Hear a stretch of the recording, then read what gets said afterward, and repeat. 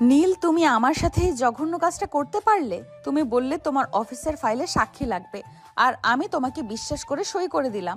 এখন দেখছি এটা আমাদের বিয়ের কাবিননামা। আরে আখি, তুমি তো দেখি আকাশ থেকে পড়লে। আমি তোমাকে ভালোবেসে বিয়ে করেছি, কোনো পাপ তো করিনি। এখন সই যখন করে দিয়েছো, তখন রাগ করে লাভ কি বলো? ভালোবাসা? এটাকে তুমি ভালোবাসা বলো নীল? আমার নিজের বড় বোন এই বাড়ির বড় বউ। সে তোমার বড় ভাইয়ের ঘরণী সম্পর্কে। তুমি আমার দুলা ভাইয়ের ছোট ভাই। তুমি কি একবারও ভেবে দেখেছো আমি এখন কোন পরিচয়ে এই বাড়িতে থাকবো? আমার আপু যখন জানবে আমি তার যা হয়ে এই বাড়িতে এসেছি, তখন সে কি আর আমাকে নিজের বোন ভাববে? কেন ভাববে না? সে তো আরো খুশি হবে যে তার বোন তার সাথে একই বাড়িতে থাকবে।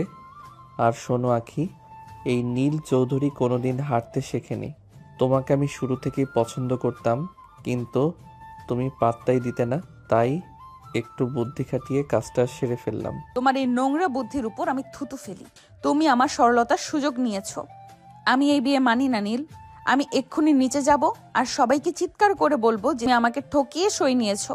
আমি এই মিথ্যে কাবিননামা ছিঁড়ে ফেলবো। ছিঁড়ে ফেললে কি আর সব মুছে যায়? ওটার অরিজিনাল কপি কাজী অফিসে জমা পড়ে গেছে এতক্ষণে। আর শোনো, এখন যদি তুমি নিচে গিয়ে নাটক করো, তবে তোমার বোনের সম্মানটাই আগে যাবে। সবাই বলবে বড় বউ তার নিজের বোনকে ফুসলিয়ে মেজো ভাইয়ের সাথে বিয়ে দিয়েছে। তোমার বোনের উপর দিয়ে যে ঝড় যাবে, সেটা কি তুমি সইতে পারবে? নীল একদম ভাবলেশীন মুখে কথাগুলো বলে যাচ্ছে। সে খুব ইনোসেন্ট একটা ভঙ্গি করে নিজের হাতের আংটিটা ঘষছে, যেন সে খুব ভালো কোনো কাজ করেছে। আখির আগে হিতাহিত জ্ঞান হারিয়ে টেবিলের উপর থাকা পানির জগটা ফ্লোরে আছাড় মারল। কাছের টুকরোগুলো চারিদিকে ছড়িয়ে পড়ল। তুমি একটা আস্ত শয়তান নীল। তুমি আমার আপুর সম্মান নিয়ে আমাকে ব্ল্যাকমেল করছো।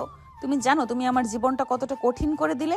আমার আপু এবারের বড় বউ হিসেবে সবাইকে শাসন করে, আর আমি এখন তার যা হয়ে তার সাথে পাল্লা নেব? লোকজনের হাসাহাসি তুমি সইতে পারলেও আমি পারবো না।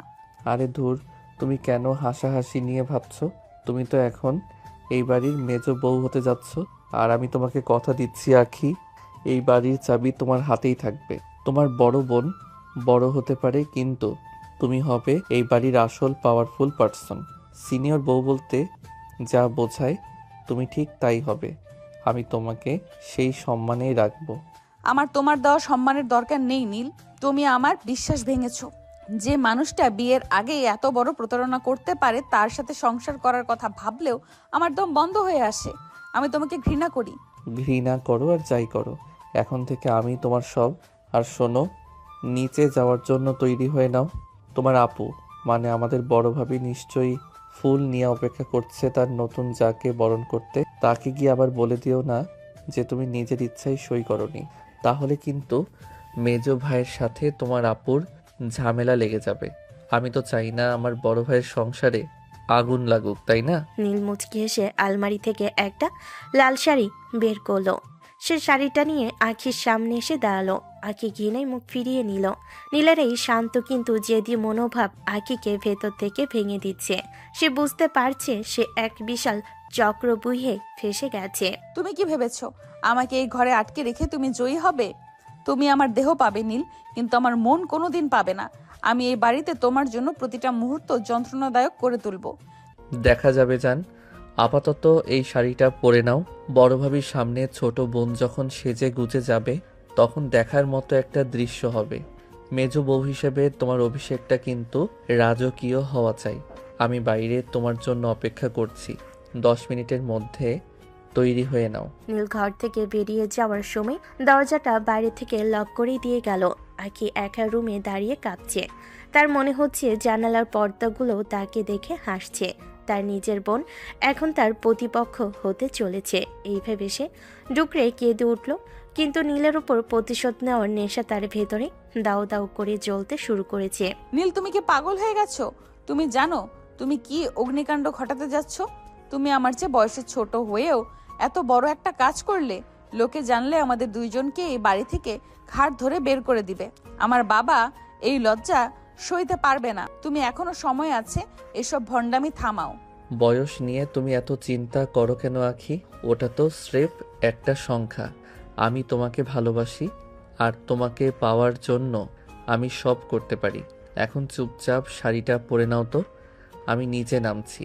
5 মিনিটের মধ্যে তুমিও আসবে। মনে রেখো, তোমার মুখ দেখে যেন কেউ কিছু বুঝতে না পারে। একদম নর্মাল থাকবে। নীল একটা বাঁকা হাসি দিয়ে রুম থেকে বের হয়ে গেল। আখি কাঁপা কাঁপা হাতে লাল শাড়িটা পরল। তার বারবার মনে হচ্ছে সে নিজের বড় বোন রীতা আপুর বিশ্বাসের অমর্যাদা করেছে। যে আপু তাকে নিজের সন্তানের মতো আগলে বড় করেছে, সেই আপুর সামনে সে আজ একটা মিথ্যা নাটক করবে। আখি আয়নার সামনে দাঁড়িয়ে নিজের চোখের পানি মুছল। সে জানে এখন কান্নাকাটি করলে নীলেরই লাভ। কিছুক্ষণ পর আখি যখন নিচে নেমে ড্রয়িং রুমে এলো, তখন তার সারা শরীর কাঁপছিল।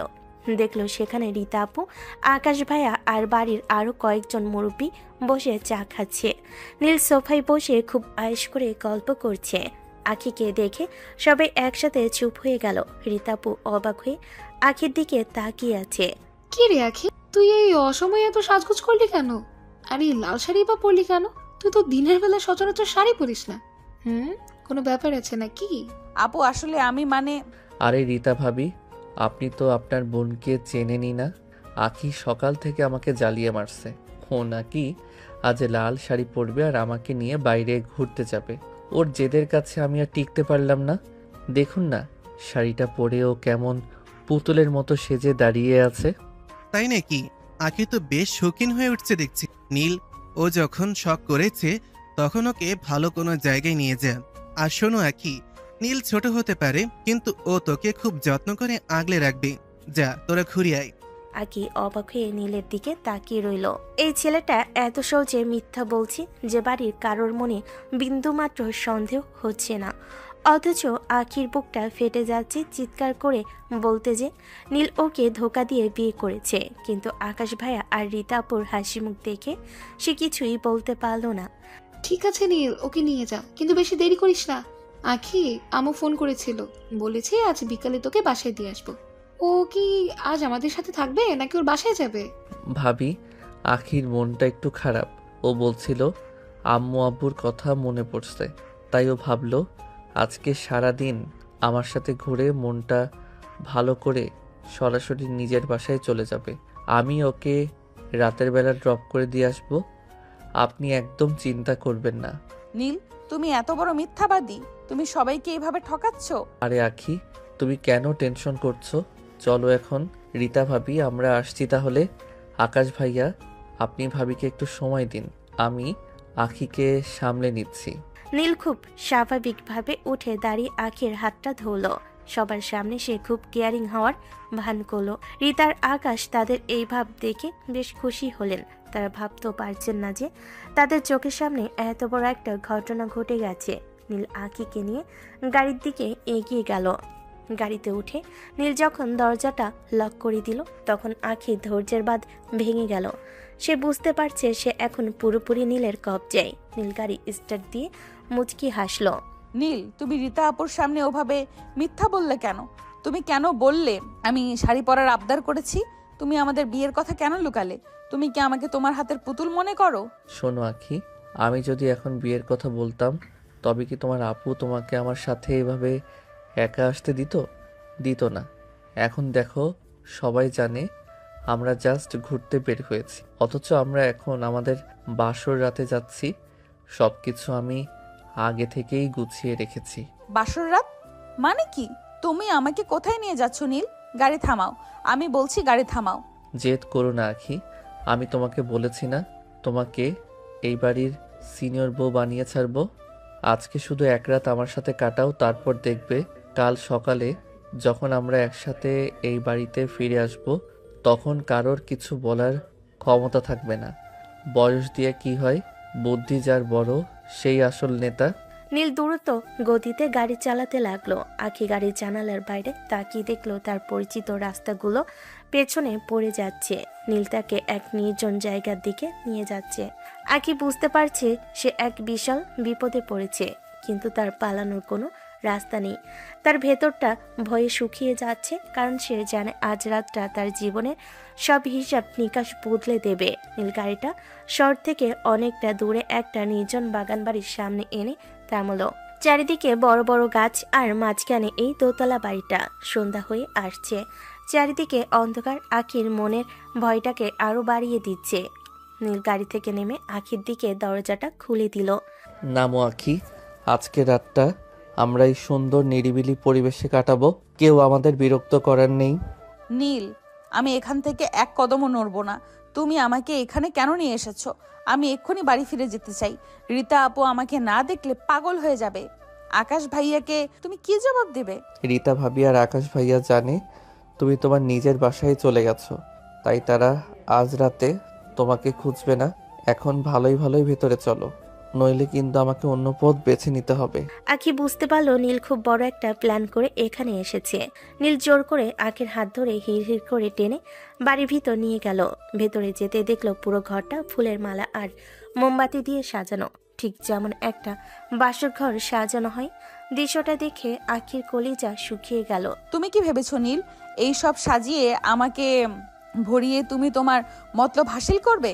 আমি তোমাকে ঘৃণা করি। তুমি আমার শরীর ছুঁতে চাইলে আমি নিজের জান দিয়ে দিব, তাও তোমার কাছে হার মানবো না। মরার কথা বলবে না আখি, আমি তোমাকে মারার জন্য আনিনি, ভালোবাসার জন্য এনেছি। আমাদের বিয়েটা তো হয়েই গেছে, এখন শুধু বাসরটা বাকি। তুমি আমার বৈধ বউ, এখানে লুকানোর কিছু নেই। নীল মুচকি হেসে আখির দিকে এগোতে থাকলো। আখি নিজেকে বাঁচাতে দৌড়ে পাশের একটা রুমে ঢুকে ভেতর থেকে দরজা আটকে দিল। তার বুকটা ধরফর করছে। সে জানালার দিকে তাকিয়ে দেখলো সেখান থেকে লাফ দিয়ে পালানো সম্ভব কিনা। জানালার গ্রিল নেই, কিন্তু নিচে অনেক জঙ্গল। আখি কোনো কিছু না ভেবেই জানালার পর্দা বেয়ে নিচে নেমে পড়লো এবং অন্ধকার জঙ্গলের দিকে দৌড় শুরু করলো। আখি, দরজা খোলো, পালাবার চেষ্টা করো না, এই জায়গাটা খুব নির্জন, তুমি কোথাও যেতে পারবে না। নীল যখন দরজা ভেঙে ভেতরে ঢুকলো তখন দেখলো রুম খালি আর জানালা খোলা। সে বুঝতে পারলো আখি পালানোর চেষ্টা করেছে। নীল রেগে গিয়ে ঘর থেকে বের হয়ে বাইরে আসলো। আখি অন্ধকারে গাছের আড়ালে লুকিয়ে হাঁপাচ্ছিল। হঠাৎ নীলের গলার স্বর খুব কাছে শুনতে পেল সে। আখি, তুমি যদি এখন আমার সামনে না আসো তবে আমি রীতা ভাবির সাথে তোমার দুলা ভাইয়ের ডিভোর্স করিয়ে দেব। আমার কাছে এমন কিছু ছবি আর ডকুমেন্টস আছে যা দেখলে আকাশ ভাইয়া তোমার আপুকে 1 সেকেন্ডে বাড়ি থেকে বের করে দেবে। তুমি এত বড় মিথ্যাবাদী নীল। তুমি আমার আপু আকাশ ভাইয়াকে জান দিয়ে ভালোবাসে। সে কোনোদিন এমন কিছু করতে পারে না। তুমি মিথ্যা বলে আমাকে ভয় দেখাচ্ছ। আমি মিথ্যা বলছি? রীতা ভাবি বিয়ের আগে কার সাথে ঘুরতো আর কার সাথে তার রিলেশন ছিল সেই সব খবর কি তুমি জানো? আমার কাছে সেই সব প্রমাণ আছে। আমি যদি ওগুলো ভাইয়াকে দেখাই তবে রীতা ভাবির সম্মান আর সংসার দুটোই শেষ হয়ে যাবে। নীল, তুমি এত নিচে নামতে পারো? নিজের বড় ভাইয়ের সংসার ভাঙার হুমকি দিচ্ছ আমাকে পাওয়ার জন্য? তুমি কি মানুষ নাকি অন্য কিছু? আমি শুধু তোমাকে চাই আখি, তুমি যদি এখন শান্তভাবে আমার কাছে ফিরে আসো আর আমাদের বাসর রাতটা সফল হতে দাও তবে আমি রীতা ভাবির সব প্রমাণ পুড়িয়ে ফেলবো। তোমার আপুর সংসার বেঁচে যাবে। আর যদি জেদ করো তবে কাল সকালেই তোমার আপু রাস্তায় দাঁড়িয়ে কাঁদবে। এখন চয়েস তোমার। আখি নিথর হয়ে দাঁড়িয়ে রইল। তার চোখের পানি শাড়ির আঁচল ভিজিয়ে দিচ্ছে। সে বুঝতে পারছে নীল তাকে এমন এক জায়গায় আঘাত করেছে যেখানে তার আর কোনো প্রতিরোধ করার ক্ষমতা নেই। রীতাপুর হাসি মুখটা তার চোখের সামনে ভেসে উঠল। সে ভাবল নিজের সম্মানের চেয়ে আপুর সংসার টিকিয়ে রাখাটা অনেক বেশি জরুরি। তুমি জিতে গেছো নীল। তুমি আসলে একটা জানোয়ার। আমি আসছি, কিন্তু মনে রেখো আজকের পর আমার চোখে তুমি মানুষ হিসেবে থাকবে না। ওসব পরে ভাবা যাবে জান, এখন চলো, রাতটা অনেক ছোট আর আমাদের অনেক কথা বাকি। নীল বিজয়ের হাসি হেসে আখির দিকে হাত বাড়িয়ে দিল। আখি ঘৃণা ভরে সেই হাত ধুলো। সে বুঝতে পারছে আজ থেকে তার জীবনে নতুন এক নরকবাস শুরু হতে যাচ্ছে, যেখানে তাকে প্রতি মুহূর্তে অভিনয় করে যেতে হবে। নীল তাকে আবার সেই সাজানো ঘরের দিকে নিয়ে যেতে লাগলো। ভেতরে আসো আখি, বাইরে দাঁড়িয়ে থেকে লাভ নেই। রীতা ভাবির কথা যখন একবার মাথায় ঢুকেছে তখন নিশ্চয়ই বুঝতে পারছো আমার কথার বাইরে যাওয়া তোমার জন্য কতটা রিস্কি হবে। নীল, আমি তোমার পায়ে ধরছি, তুমি আমার সাথে এমন করো না। আমি বয়সে তোমার বড়, রীতা আপু তোমার বড় ভাবি। আমাদের এই সম্পর্কটা কোনোদিন কেউ মেনে নেবে না। তুমি আমাকে ছেড়ে দাও। আমি কথা দিচ্ছি কাউকে কিচ্ছু বলবো না। বারবার ওই বয়সের দোহাই দিও না তো। আমি তোমাকে বলেছি না তুমি এই বাড়ির সিনিয়র বউ হবে, তার মানে হবেই। আর রীতা ভাবি মেনে নেবে কি নেবে না সেটা দেখার দায়িত্ব আমার। তুমি শুধু এখন আমার কথা মতো চলো। এই যে বিছানাটা দেখছো, এটা আমি নিজের হাতে সাজিয়েছি শুধু তোমার জন্য। তুমি কি জানো তুমি কতটা নিচু কাজ করেছো? একটা মেয়েকে এইভাবে ব্ল্যাকমেইল করে তার ইজ্জত নিয়ে খেলা করা কোনো পুরুষের কাজ না। তুমি যদি আমার আপুর ক্ষতি করার হুমকি না দিতে, তবে আমি আজ এই বাড়ি থেকে মরে বের হতাম, তাও তোমার ধারে কাছেও আসতাম না। অনেক ভাষণ দিয়েছো আখি, এবার একটু শান্ত হও। আমি জানি তুমি এখন আমাকে মনে মনে গালি দিচ্ছ, দাও, তাতে আমার কিছু যায় আসে না। কিন্তু কাল সকালে যখন এই ঘর থেকে বের হবে, তখন তুমি হবে শুধুই নীলের স্ত্রী, আর সেই অধিকারটা আমি আজ রাতেই আদায় করে নেব। নীল কথাগুলো বলে রুমের মেন দরজাটা ভেতর থেকে আটকে দিল। আঁকি ভয়ে খাটের এক কোণে গিয়ে গুটিসুটি মেরে বসে রইল। তার পরনে লাল শাড়িটা এখন আর তার কাছে কাপড়ের কাপড় মনে হচ্ছে। নীল খুব ধীরে সুস্থে গায়ের শার্টের বোতাম খুলতে খুলতে আঁখির দিকে এগিয়ে আসতে লাগলো। তার চোখে মুখে একটা জেদ আর নেশা কাজ করছে। নীল, কাছে এসো না, আমি বলছি তুমি দূরে থাকো। তোমার কি একটুও মায়া হচ্ছে না আমার উপর? আমি তোমাকে কত বিশ্বাস করতাম, তোমাকে নীল ভাই বলে ডাকতাম। সেই বিশ্বাসের কি এই প্রতিদান দিচ্ছ তুমি? ভাই ডাকতে তো তোমার খুব ভালো লাগতো, তাই না? কিন্তু আমার লাগতো না। আমি যখনই তোমার দিকে তাকাতাম, তখনই তোমাকে আমার বউ হিসেবে কল্পনা করতাম। আজ সেই সুযোগ আমি হাতছাড়া করব না। তুমি রাজি থাকো আর না থাকো, তাতে আমার কিছু যায় আসে না। আমি তোমাকে আজ নিজের করেই ছাড়বো। তুমি একটা পশু, তোমার লজ্জা করে না? জোর করে একটা মেয়ের সাথে বাসর করা কোনো বীরত্ব না। তুমি আজ আমার সাথে যা করেছো তার শাস্তি তুমি ঠিকই পাবে। খোদা তোমাকে ক্ষমা করবে না। শাস্তির কথা পরে দেখা যাবে, আগে তোমাকে একটু আদর করে নেই।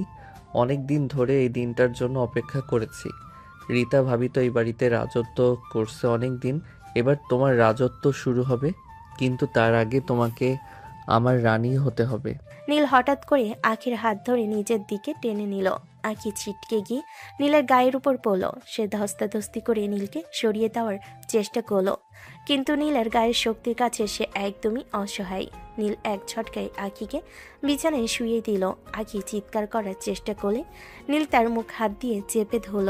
চিৎকার করে কোনো লাভ নেই আখি। এই বাগান বাড়ির আশেপাশে মাইলের পর মাইল কোনো মানুষ নেই।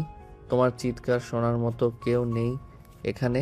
তার চেয়ে ভালো চুপচাপ নিজেকে সঁপে দাও, অন্তত ব্যথা কম পাবে। মনে রেখো, তোমার একটা ভুল পদক্ষেপ রীতা ভাবির সংসার তছনছ করে দিতে পারে। নীল প্লিজ ছাড়ো, আমি মরে যাব। মরবে না চান, এই তো মাত্র শুরু। তোমাকে আমি এমন ভালোবাসা দেব যে তুমি নিজের নাম পর্যন্ত ভুলে যাবে। আজ রাতে আমি তোমাকে বুঝিয়ে দেব, নীল চৌধুরী যা চায় তা সে পেয়েই ছাড়ে। এখন আর কথা নয়, শুধু আমি আর তুমি। আঁখি আর বাধা দিতে পারল না। তার দু চোখ বেয়ে নোনা পানি গড়িয়ে পড়ছে। সে বুঝতে পারছে তার সব প্রতিরোধ আজ ভেঙে চুরমার হয়ে যাচ্ছে। রীতাপুর সুন্দর ঘর বাঁচানোর জন্য সে নিজেকে সম্ভ্রম আজ এই পশুর হাতে তুলে দিতে বাধ্য হচ্ছে। নীল তার উপর বাঘের মতো ঝাঁপিয়ে পড়ল। সারা রাত ধরে চলল এক পৈশাচিক অধিকার আদায়ের খেলা। যে মেয়েটা কাল পর্যন্ত স্বাধীন ছিল, আজ সে একটা কামাতুর ছেলের লালসার শিকার হয়ে গেল। তুমি আমাকে আজ শেষ করে দিলে নীল। আমি কোনোদিন তোমাকে ক্ষমা করব না। আমার অভিশাপ লাগবে তোমার গায়ে। অভিশাপ দিও পরে, এখন ঘুমাও। কাল সকালে আমাদের অনেক বড় নাটকের সম্মুখীন হতে হবে। মনে রেখো, সবার সামনে কিন্তু আমাদের খুব সুখী কাপল হিসেবে অভিনয় করতে হবে। এক ফোঁটা চোখের পানি যেন রীতা ভাবি বা আকাশ ভাইয়া না দেখে। নীল বিজয়ের মতো আঁখিকে নিজের বুকের সাথে জড়িয়ে ধরে শুয়ে রইল। আঁখি পাথরের মতো পড়ে রইল বিছানায়। তার মনে হচ্ছে তার আত্মাটা শরীর থেকে বের হয়ে গেছে। যে রাতের স্বপ্ন সব মেয়ে দেখে, সেই রাতটা আঁখির জীবনে কাল বৈশাখী হয়ে এলো। সে অন্ধকারের দিকে তাকিয়ে মনে মনে প্রতিজ্ঞা করলো, নীলটাকে যেভাবে ছিঁড়ে খেয়েছে সেও একদিন নীলকে তিল তিল করে শেষ করে দিবে। সকালে কড়া রোদ জানালা দিয়ে এসে আঁখির মুখে পড়তে তার ঘুম ভেঙে গেল। সারা শরীরে প্রচন্ড ব্যথা, মনে হচ্ছে শরীরটাকেও পাথর দিয়ে থেতলে দিয়েছে। পাশে তাকিয়ে দেখলো নীল একদম নিশ্চিন্তে ঘুমাচ্ছে। কাল রাতের কথা মনে পড়তেই আঁখির বুক চিরে একটা দীর্ঘশ্বাস বেরিয়ে এলো। নীল টেপে চোখ মিললেও একদম স্বাভাবিক হেসে গুড মর্নিং বলল। আঁখি কোনো জবাব না দিয়ে টলতে টলতে উঠে নিজের বিধ্বস্ত শাড়িটা ঠিক করে নিল। নীল তাকে তাড়া দিয়ে বলল জলদি তৈরি হতে, কারণ বাড়িতে সবাই হয়তো রণমূর্তি ধারণ করে আছে। ঘণ্টাখানেক পর নীল যখন গাড়ি নিয়ে তাদের বাড়ির গেটে পৌঁছালো, দেখলো পুরো বাড়ির মানুষ গেটের সামনে জটলা করে দাঁড়িয়ে আছে। রীতাপু আর আকাশ ভাইয়ের মুখ শুকনো, চোখ দুটো টকটকে লাল। বোঝা যাচ্ছে তারা সারা রাত দুশ্চিন্তায় এক ফোঁটা ঘুমায়নি। নীল গাড়ি থেকে নামতেই আকাশ ভাইয়া রেগে ফেটে পড়ে সামনে এগিয়ে এলেন। নীল, এই তোমার দায়িত্বজ্ঞান? সারা রাত তোমরা কোথায় ছিলে? আমি আর রীতা তো পুরো শহর চষে ফেলেছি। তোমাদের ফোনেও ট্রাই করতে করতে আমাদের আঙুল ব্যথা হয়ে গেছে, অথচ তোমাদের কোনো পাত্তা নেই। তুমি জানো রীতা কাল রাত থেকে একবারের জন্য পানি মুখে দেয়নি। আখির বাবা মাকে আমরা এখনো কিছুই জানাইনি লজ্জায়। জবাব দাও নীল, তোমরা কোথায় ছিলে? আখি, তুই অন্তত মুখ খোল। তোদের এই অবস্থা কেন? তোকে দেখে মনে হচ্ছে তুই কত বড় কোনো জ্বরের উপর দিয়ে এসেছিস। চুলগুলো এমন আলু থালু কেন? আর ফোন কেন বন্ধ ছিল তোদের? আপু আসলে আমি ভাইয়া, আপনারা দয়া করে আগে আমাদের কথা শুনুন। আপনারা যা ভাবছেন তা কিছুই না। বিশ্বাস করুন, আমাদের অনেক বড় একটা বিপদ হয়েছিল। আমরা যখন হাইওয়ে দিয়ে ফিরছিলাম, তখন হঠাৎ একটা পাগল ট্রাক আমাদের সাইড মারতে আসে। গাড়িটা নিয়ন্ত্রণ হারিয়ে রাস্তার পাশের একটা গাছের সাথে ধাক্কা খায়। আখি খুব ভয় পেয়েছিল, আর ওর মাথায় কাচ লেগে কিছুটা কেটে গেছে। অ্যাক্সিডেন্ট বলছিস কি তুই? কিন্তু ফোন কেন বন্ধ ছিল? তোরা অন্তত একটা খবর দিতে পারতিস। ধাক্কার চোটে আমার আর আখির ফোন দুটোই ড্যাশবোর্ড থেকে ছিটকে রাস্তার উপর পড়ে ভেঙে চুরমার হয়ে গেছে ভাইয়া। ওই অবস্থায় আশেপাশে কোনো লোক ছিল না যে ফোন চাইব। কোনো মতে আখিকে কোলে তুলে নিয়ে আমি কাছের একটা ছোট ক্লিনিকে গিয়েছি। ও এতটাই শকড হয়েছিল যে ও কথার বলার মতো সেন্সেই ছিল না। এই দেখুন ডাক্তার কি লিখেছে, আর ওষুধের রসিদ। সারা রাত ওকে অবজারভেশনে রাখতে হয়েছিল যাতে ওর কোনো ইন্টারনাল ইনজুরি না হয়। নীল পকেট থেকে ভাঁজ করা একটা প্রেসক্রিপশন বের করে আকাশ ভাইয়ের হাতে বাড়িয়ে দিল। আখি পাথরের মতো দাঁড়িয়ে দেখছে সব। সে অবাক হয়ে ভাবছে কাল রাতে যে ছেলেটা তাকে ব্ল্যাকমেল করে তার সর্বনাশ করলো, সে কত আগে থেকেই এসব মিথ্যা পেপার গুছিয়ে রেখেছে। একটা নকল প্রেসক্রিপশন পর্যন্ত সে জোগাড় করে ফেলেছে শুধু সবাইকে ধোঁকা দেওয়ার জন্য। নীল যে এত বড় অভিনেতা হতে পারে সেটা আখির কল্পনার বাইরে ছিল। ওরে আমার কপাল, আমি কত কি আজে বাজে ভাবছিলাম। তুই ঠিক আছিস তো রে বোন? হ্যাঁ, তোর হাত পা কাঁপছে কেন এত? আহারে, মেয়েটা আমার কত ভয় পেয়েছে। চল চল ভেতরে চল। নীল, তুইও ভেতরে আয়। তোকে কত বকাঝোকা করলাম, এখন তো দেখছি তুই আমার বোনকে বাঁচিয়েছিস। প্রেসক্রিপশন তো দেখি একদম ঠিক আছে। যাক বাবা, কোনো বড় বিপদ হয়নি, এইটাই রক্ষে। নীল, তুই ঠিক কাজ করেছিস। আগে ট্রিটমেন্ট, তারপর অন্য কিছু। তুই ওকে সাবধানে ভেতরে নিয়ে যা। রিতা, ওকে একটু গরম দুধ আর নাস্তা দাও। মেয়েটা একদম ফ্যাকাশে হয়ে গেছে। সবাই এখন নীলের প্রতি কৃতজ্ঞতায় গদগদ। যে মানুষগুলো একটু আগে সন্দেহের চোখে তাকাচ্ছিল, তারা এখন নীলকে বাহবা দিচ্ছে। আখি এক পা নড়তে পারছে না। তার মনে হচ্ছে সে একটা মস্ত বড় মিথ্যার জালে আটকে গেছে। তার চোখ দিয়ে অনবরত পানি পড়ছে, যা দেখে সবাই ভাবছে এটা অ্যাক্সিডেন্টের আতঙ্ক। কিন্তু কেবল সেই জানে এই পানি হচ্ছে নিজের ইজ্জত হারানোর অপমানের। ভাবি, ওকে একটু ওর রুমে নিয়ে গিয়ে রেস্ট নিতে দিন। ও যা ভয় পেয়েছে তাতে ওর স্বাভাবিক হতে সময় লাগবে। আমি ওকে সিঁড়ি দিয়ে উপরে নিয়ে যাচ্ছি। ভাইয়া, আমি পরে মেকানিক ডেকে গাড়িটা ঠিক করার ব্যবস্থা করছি। নীল খুব যত্ন নেওয়ার ভান করে আখির হাত ধরে সিঁড়ি দিয়ে উপরে নিয়ে যেতে লাগলো। রীতাপু আর আকাশ ভাইয়া নিচে অন্যান্য মেহমানদের বিদায় দিয়ে ব্যস্ত হয়ে পড়লেন। সিঁড়ির মাঝপথে গিয়ে নীল হঠাৎ থেমে গেল। সে নিশ্চিত হলো যে পেছনে বা আশেপাশে কেউ নেই। দেখলে তো আখি, আমি যা বলি তাই হয়। সবাই আমাকে এখন হিরো ভাবছে, অথচ আসল খেলা তো আমি আর তুমি কাল রাতভর খেললাম। কেমন দিলাম সারপ্রাইজটা? এই কথা বলে রীতা আর আকাশ ভাইয়ের আড়ালে আখির দিকে তাকিয়ে একটা দুষ্টেমি ভরা চোখ টিপ মারল। তার ঠোঁটের কোণে একটা পৈশাচিক বিজয়ের হাসি। আখি সেই হাসি দেখে আক্ষরিক অর্থেই স্তব্ধ হয়ে গেল। তার মনে হলো এই নীল কোনো সাধারণ মানুষ না, এটা আস্ত একটা শয়তান যে খুব ঠান্ডা মাথায় মানুষের আবেগ নিয়ে খেলতে পারে। এখন নিজের রুমে যাও বউ, গিয়ে একটু ফ্রেশ হও। আমি তোমার জন্য নাস্তা নিয়ে আসছি। মনে রেখো, চেহারার এই বিধ্বস্ত ভাবটা কিন্তু একদম বদলাবে না। সবাই যেন ভাবে তুমি ওই কাল্পনিক অ্যাক্সিডেন্টের জন্যই এমন হয়ে আছো। আমাদের জন্য এটা একটা বড় প্লাস পয়েন্ট হলো। নীল হাসতে হাসতে শীষ দিতে দিতে নিজের রুমের দিকে চলে গেল। আখি দরজায় হেলান দিয়ে দাঁড়িয়ে রইল। তার মনে হচ্ছে পুরো পৃথিবীটা তার চোখের সামনে ঘুরছে। সে যাকে নিজের পরম আত্মীয় ভাবত, সে নীল আজ তাকে এমন এক জায়গায় নিয়ে দাঁড় করিয়েছে যেখান থেকে সত্যিই বলার আর কোনো উপায় নেই। সে বুঝতে পারল এখন থেকে এই বাড়িতে তাকে প্রতিটা পদে পদে নীলের এই নোংরা খেলার অংশ হয়ে থাকতে হবে। আখি নিজের রুমে বিছানায় উপর হয়ে পড়ে ফুপিয়ে ফুপিয়ে কাঁদছিল। ঠিক সেই সময় নিচে গাড়ি থামার শব্দ আর হইচই শুনে গেল। আখির বাবা মা হন্তদন্ত হয়ে বাড়ির ভিতর ঢুকলেন। রীতা আপুর কাছে ফোনের মাধ্যমে অ্যাক্সিডেন্টের খবর শুনে তারা আর বাড়িতে এক মুহূর্ত স্থির থাকতে পারেনি। তারা সরাসরি ড্রয়িং রুমে এসে নীল আর আকাশকে ছেকে ধরলেন। আখির মা কান্নাকাটি করতে করতে অস্থির হয়ে গেছেন। আমার ছোট মেয়েটা কই? রীতা, তুই আমাকে বললি ও ভালো আছে, কিন্তু অ্যাক্সিডেন্ট ছোট হোক আর বড় হোক, মা হিসাবে আমার মন তো মানছে না। আমি আমার আখিকে এখনই দেখতে চাই। ও কোথায়? খালাম্মা, আপনি মিছিমিছি চিন্তা করছেন, আমি তো সাথে ছিলাম। আখির তেমন মারাত্মক কিছু হয়নি। ও আসলে খুব ভয় পেয়ে গেছে আর মাথায় সামান্য চোট লেগেছে। ও এখন উপরে ঘুমাচ্ছে। আপনারা ওর রুমে গিয়ে দেখা করতে পারেন, কোনো সমস্যা নেই। আখির বাবা মা তড়িঘড়ি করে উপরে গিয়ে দেখলেন আখি অগোছালো অবস্থায় বিছানায় পড়ে আছে। মেয়েকে এমন ফ্যাকাশে মুখে পড়ে থাকতে দেখে আখির বাবার বুকটা ফেটে গেল। তিনি মনে মনে ঠিক করলেন আখিকে আর এ বাড়িতে এক রাতও রাখবেন না। নীলও তাদের পিছু পিছু রুমে ঢুকেছে। নীল খুব ভালো করে জানে আখিকে যদি এখন তার বাবা মা নিয়ে যায় তবে তার সব দাপট এক নিমিষে শেষ হয়ে যাবে। কারণ আখিকে হাতের কাছে না রাখলে সে ব্ল্যাকমেল করার সুযোগ পাবে না। আকাশ, বাবা আমার কথা শোনো। আখি এখানে থাকলে সারাক্ষণ ওই কাল রাতের বিপদের কথাই মনে করবে। আমি চাই ও আজই আমাদের সাথে নিজের বাড়িতে ফিরে চলুক। ওর মা ওকে চোখে চোখে রাখলে ওর শরীরের চেয়ে মনের ভয়টা দ্রুত কেটে যাবে। খালু, আমার মনে হয় এখন আখিকে এই অবস্থায় জার্নি করানোটা একদম ঠিক হবে না। ডাক্তার পরিষ্কার করে বলেছে ও যেন নড়াচড়া না করে, আর এই অবস্থায় গাড়িতে অনেক ঝাঁকুনি লাগলে ওর মাথার চোটটা আরও খারাপ হতে পারে।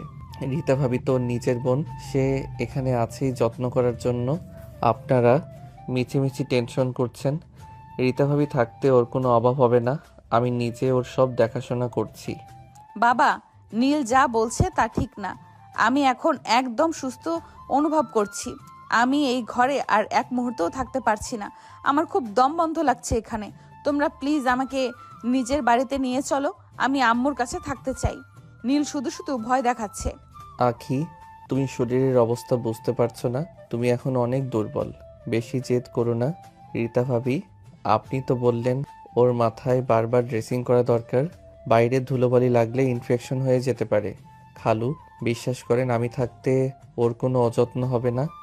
আপনারা নিশ্চিন্তে বাড়িতে যান। আমি 2-3 দিন পর ওকে নিজে গিয়ে দিয়ে আসবো। নীল খুব সাধু সাজার চেষ্টা করছিল। সে এমনভাবে কথা বলছিল যেন আখি নিজের লোকের চেয়েও বড় শুভাকাঙ্ক্ষী। আখি দেখলো নীল তাকে কোনোভাবেই হাতছাড়া করতে চাইছে না। সে বুঝতে পারল নীল তাকে এ বাড়িতে আটকে রেখে আবার কোনো নোংরা চাল চালবে। আখি এবার নীলের তৈরি করা মিথ্যা অ্যাক্সিডেন্টের গল্পটাকেই পাল্টা অস্ত্র হিসাবে ব্যবহার করার বুদ্ধি বের করলো। বাবা, নীল আসলে আসল কথাটা বলতে লজ্জা পাচ্ছে। তো যে ক্লিনিকে আমাকে কাল রাতে নেওয়া হয়েছিল সেখানকার ডাক্তার নীলকে আলাদা করে ডেকে বলেছে যে আমার শরীরের রক্ত অনেক কমে গেছে। আর ডাক্তার নীলকে এটা জোর করে বলেছে যে আমার এখন মায়ের হাতের খাবার আর নিজের বাড়ির শান্ত পরিবেশ খুব দরকার। নীল হয়তো ভাবছে তোমরা ভয় পাবে তাই রক্ত কমে যাওয়ার কথাটা বলছে না, কিন্তু বাবা আমার শরীর খুব খারাপ লাগছে। কি বলছো নীল? ডাক্তার এমন জরুরি কথা বলেছে আর তুমি আমাদের কাছে লুকাচ্ছ? শোনো বাবা, তোমরা ছোট মানুষ, শরীরের ভালো মন্দ সবসময় বোঝো না। আখি যখন নিজের মুখে যেতে যাচ্ছে ও যাবে। রীতা, তুই দেরি করিস না মা, জলদি ওর কাপড় চোপড় গুছিয়ে দে। কিন্তু খালু, আমি তো প্রেসক্রিপশনে তো এমন কিছু ডাক্তার লেখেনি। আমি নিজেই তো সব জানি। আপনি ওর কথা শুনে বিভ্রান্ত হবেন না। নীল, ওই যে ছোট একটা চিরকুট ছিল না যেটা তুমি পকেটে রাখলে, ওইটাতে তো রক্ত আর বিশ্রামের কথা লেখা ছিল। তুমি হয়তো ভুলে গেছো। বাবা, তোমরা তাড়াতাড়ি করো, আমার এক্ষুনি যেতে হবে। রীতা আপু, তুমি আমার ব্যাগটা গুছিয়ে দাও। নীল এবার একদম কোণঠাসা হয়ে গেল। সে তো নকল প্রেসক্রিপশন বানি শুধু তার অপরাধ ঢাকতে, কিন্তু আঁকি সেই নকল গল্পের উপর ভিত্তি করে পালানোর এমন রাস্তা বের করলো যে নীল আর কোনো অজুহাত খুঁজে পেল না। নীল সবার সামনে আর কথা বাড়াতে পারল না, কারণ বেশি জোর করলে আকাশ ভাইয়া বা রীতাপুর মনে সন্দেহ জাগতে পারে। রীতা আপু তাড়াতাড়ি আখির ব্যাগ গুছিয়ে দিলেন। নীল আড়ালে গিয়ে রাগে নিজের হাত মুছাচ্ছে, কিন্তু সবার সামনে মিষ্টি হাসি ধরে রেখেছে। তুমি খুব চালাকি করে পালাচ্ছ মনে করছো তো আখি, কিন্তু মনে রেখো ওই কাবিননামা আর কাল রাতের ভিডিও এখনো আমার কাছে একদম সেফ আছে। তুমি 2 দিন পর ফেরো, আর 10 দিন পর তোমাকে এই নীল চৌধুরীর কাছেই ফিরতে হবে, কারণ তুমি এখন আমার বিবাহিত স্ত্রী। পালানোর পথ আমি বন্ধ করে দেব। কি বললে নীল? ওষুধগুলো ঠিকমতো খাবো? হ্যাঁ, অবশ্যই খাবো। রীতা আপু, তুমি আকাশ ভাইয়াকে বলো বাবাদের সাথে নিচে আসতে। বাবা চলো এখন। আখি নীলের কথা শোনার ভান করলো না। সে সবার সামনে দিয়ে মাথা উঁচু করে নিচে নেমে গাড়িতে গিয়ে বসলো। নীল বারান্দায় রেলিং ধরে দাঁড়িয়ে দেখলো আখি তার লোহার খাঁচা থেকে বের হয়ে গেল। তবে নীলের চোখে অদ্ভুত এক জেদ, তার প্রতিহিংসা। সে মনে মনে ভাবল, বাঘিনীকে কতদিন আর দূরে রাখা যায়। আখি যখন গাড়ির জানালা দিয়ে বাড়ির দিকে শেষবার তাকালো, দেখলো নীল তার দিকে এমনভাবে চেয়ে আছে। আখির মনে হলো সে একটা বড় যুদ্ধ জিতে আপাতত রক্ষা পেয়েছে, কিন্তু সামনের দিনগুলো যে আরও ভয়ঙ্কর হবে সেটা সে পরিষ্কার বুঝতে পারল। রাত তখন প্রায় 12টা। আখির বাড়ির সবাই ঘুমিয়ে পড়েছে। আখি তার নিজের রুমে খাটে আরাম করে হেলান দিয়ে একটা গল্পের বই পড়ছে। নিজের বাড়িতে এসে সে যেন হাঁপ ছেড়ে বেঁচেছে। নীলের সেই বিষাক্ত নিঃশ্বাস আর ভয়ঙ্কর চেহারা থেকে দূরে এসে তার মনটা আজ অনেক শান্ত। ঠিক সেই সময় তার ফোনটা বেজে উঠল। স্ক্রিনে নীলের নাম দেখে আখির ভুরু কুচকে গেল। সে ফোনটা রিসিভ করলো ঠিকই, কিন্তু কোনো কথা বলল না। কি ব্যাপার জানো, নিজের বাড়িতে গিয়ে কি বরের কথা একদম ভুলে গেলে? আমি তোমার বাড়ির নিচে দাঁড়িয়ে আছি, জলদি নিচে এসো, আমি গেটের সামনে অপেক্ষা করছি। তুমি নিচে দাঁড়িয়ে থাকো আর যাই করো, আমার তাতে কিছুই যায় আসে না। আমি এখন ঘুমাবো। আর শোনো নীল, তোমার হুকুম তালিম করার দিন শেষ। এটা আমার বাবার বাড়ি, এখানে তোমার কোনো দাপট চলবে না। এখন ফোন রাখো, আমাকে বিরক্ত করো না। আখি, আমার রাগ কিন্তু তুমি এখনো চেনোনি। আমি বলছি নিচে এসো, নইলে কিন্তু আমি নিজেই ভেতরে আসব।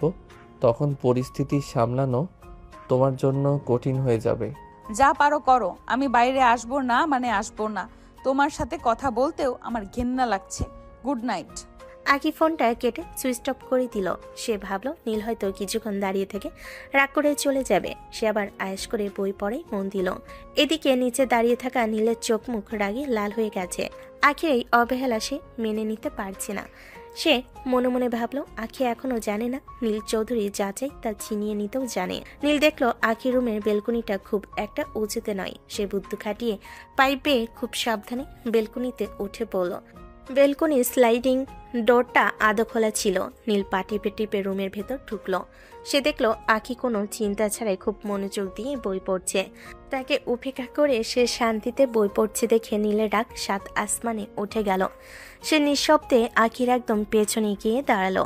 আখি কিছু টের পায়নি। হঠাৎ নীল পেছন থেকে 2 হাত দিয়ে আখিকে শক্ত করে জড়িয়ে ধরল। ও মাগো, কে? বাঁচা।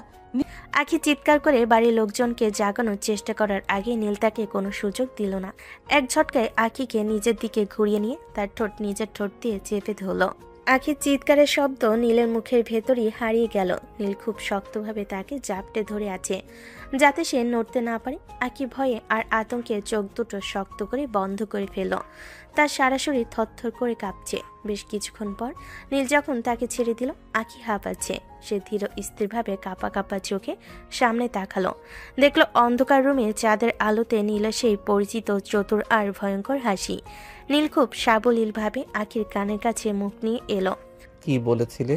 আমি কিছুই করতে পারবো না। দেখলে তো, তোমার বেডরুম পর্যন্ত পৌঁছাতে আমার কতক্ষণ লাগলো। আমার ডাক উপেক্ষা করার সাহস আর কোনোদিন দেখাবে না আখি। আমি চাইলে এখনই চিৎকার করে সবাইকে ডাকতে পারি। তখন তোমার বাবা যখন দেখবে তার আদরের মেয়ে মাঝরাতে কার সাথে লটর পটর করছে, তখন কেমন লাগবে? নীল, তুমি এখানে কিভাবে আসলে? তুমি কি মানুষ না অন্য কিছু? তুমি আমার বাবার বাড়িতে ঢুকে এইসব করার সাহস পাও কিভাবে? কেউ যদি দেখে ফেলে তবে কি হবে? কেউ দেখবে না আখি, আর দেখলে তো আরো ভালো। বিয়ের খবরটা তবে আজ রাতেই ফাঁস হয়ে যাবে। আমি তো চাইছি তুমি আমাকে মেনে নাও। কাল রাতে যা হয়েছে সেটা কি তোমার মনে নেই, নাকি আবার মনে করিয়ে দিতে হবে? চুপ করো নীল, তুমি একদম চুপ করো। তুমি কেন আমাকে এভাবে শেষ করে দিচ্ছ? আমি তো তোমার কোনো ক্ষতি করিনি, আমি শুধু শান্তিতে থাকতে চেয়েছি। আমার সাথে থাকলেই তুমি শান্তিতে থাকবে। এখন চলো বেলকনিতে গিয়ে একটু বসি। কতদিন পর তোমার সাথে এভাবে একলা রাত কাটাচ্ছি। আর শোনো, এবার যদি পালানোর বা চিৎকার করার চেষ্টা করো তবে কিন্তু এবার শুধু লিপ কিস করে থামবো না, কাল রাতের বাকি কাজটা এখানেই শেষ করব। আখি পাথর হয়ে দাঁড়িয়ে রইল। সে বুঝতে পারল নীল শুধু তার জেদ নয়, সে তার জীবনের একটা অংশ হয়ে গেছে, যা সে চাইলেই মুছে ফেলতে পারবে না। নীলের চোখে সেই নেশা দেখে আখি বুঝতে পারল আজ রাতটাও তার জন্য খুব যন্ত্রণাদায়ক হতে চলেছে। নীল তাকে টেনে বেলকনির দিকে নিয়ে যেতে লাগলো, আর আখি শুধু নিঃশব্দে চোখের পানি ফেলতে লাগলো। আখি থরথর করে কাঁপছে। নীলের এই অতর্কিত চুমু তার গায়ের জোরের কাছে সে নিজেকেও খুব অসহায় মনে করছে।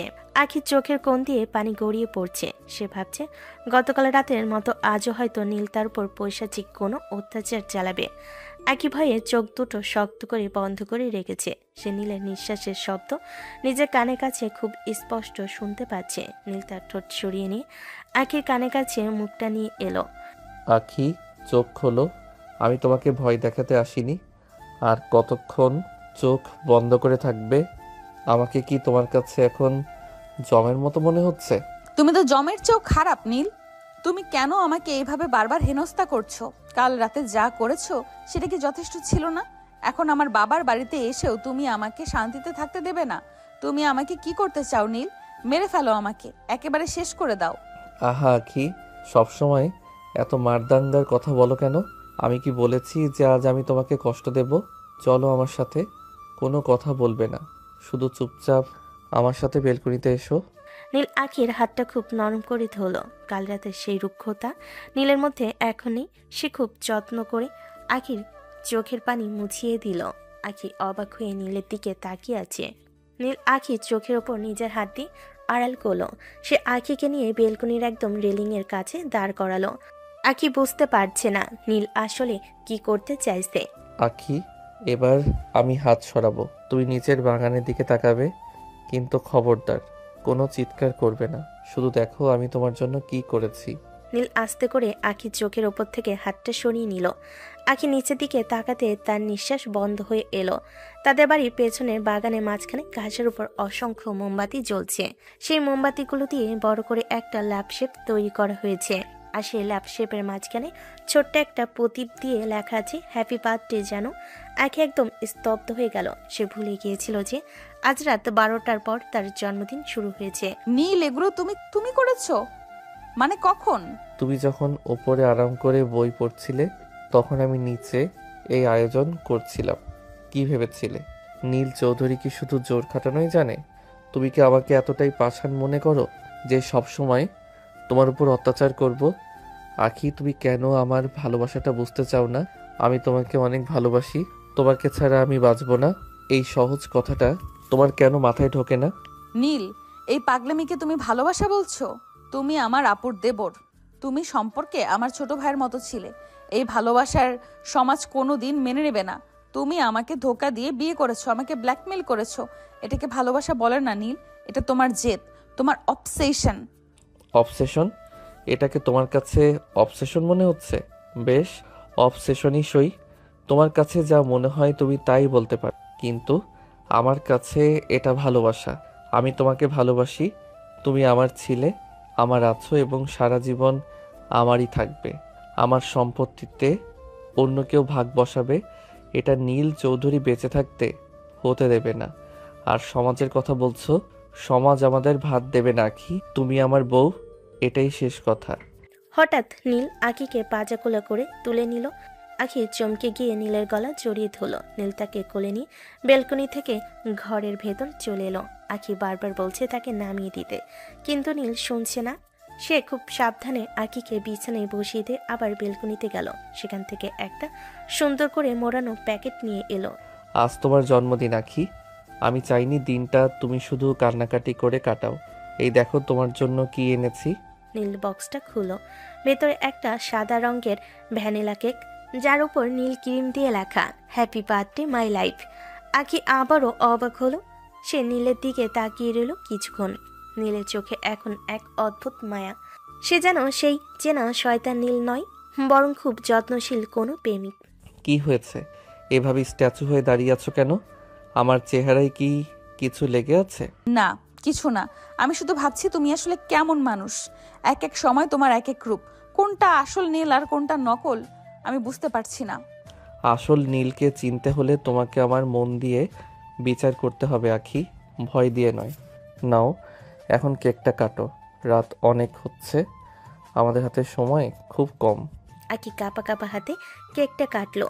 নীল তার হাতটা ধরে কেক কাটতে সাহায্য করলো। এরপর নীল এক টুকরো কেক নিয়ে আখির মুখে তুলে দিল। আখি দ্বিধা করছিল, কিন্তু নীলের চোখের দিকে তাকিয়ে সে আর না করতে পারল না। এরপর নীল ইশারা বলল তাকেও খাইয়ে দিতে।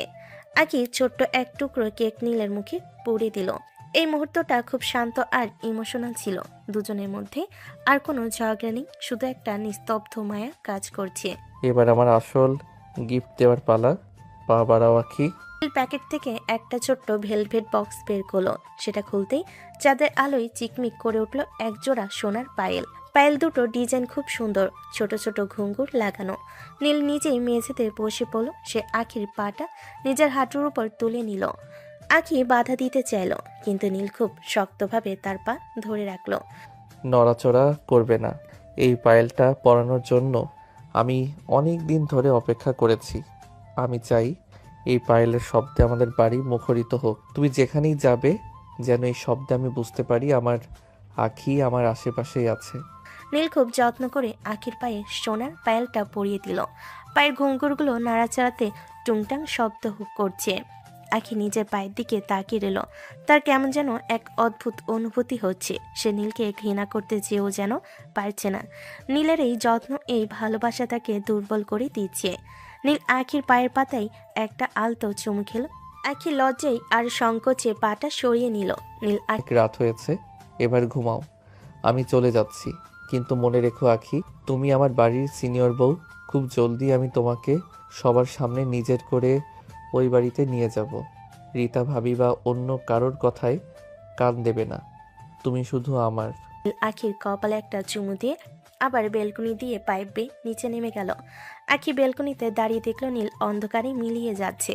তার পায়ে পরানো পায়েলটা তখন ঝিকিমিকি করছে। আখি বুঝতে পারল সে নীলের মায়ের জালে আর জেদের জালে পুরোপুরি আটকা পড়ে গেছে।